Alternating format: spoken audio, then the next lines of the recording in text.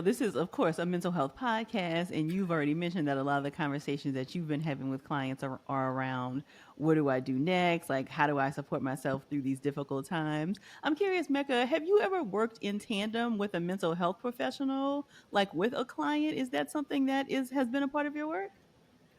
Actually, yeah. So, I've never had how can I say it?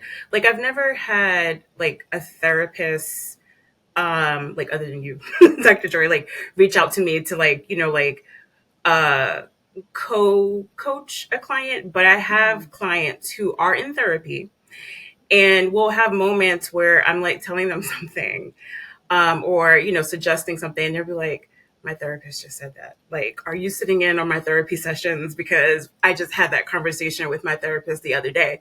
So yeah, so there is some overlap between my work and the work that clients are doing in therapy. Yeah. Mm.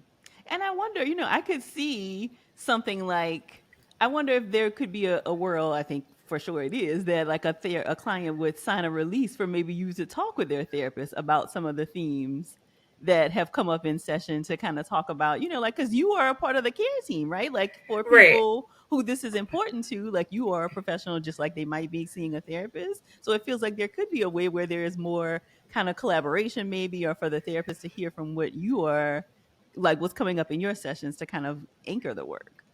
Yeah, I think that there's definitely room for that. I think that, as we progress forward and kind of think about like what does what does healing mean, both in terms of like emotional, physical, spiritual, how we can combine different methods and modalities to create more like of a holistic sort of treatment plan or picture for people who are seeking those kinds of remedies. And so it's actually interesting too, because I know that there are some astrologers who are also licensed therapists. I've seen that before, and I've seen people talking more about like being interested in astrology, but also wanting to study psychology as well. And there's also been like, and this is more, I would say, like more modern astrology. There's been more overlap between like the psychology of human behavior and like how that translates or is manifested through the stars and the planets as well. So yeah, so I definitely think that there's room for both, and I Mm. think that there should be room for both. Yeah. Yeah, yeah. So you mentioned that you and some astrologer colleagues have been kind of doing some reflection, and as you're thinking about, what we're going to talk about today, is there anything as you were doing that reflecting that in 2025 came out of left field, even given what you have known about the stars? Oh, that's a great question.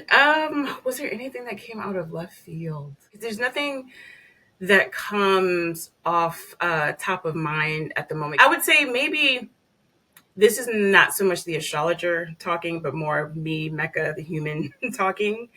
I think that I felt the that sort of stomach drop of like, oh no, like what else bad is about to happen? Like each time the headlines were coming out about some horror, about some tragedy, about something that was going wrong, I think that I was going through the thing of like, oh gosh, not this. Oh, like just feeling the impact of that, of being just a human in the world and witnessing such great, pain and suffering. I think that that was something that really impacted me.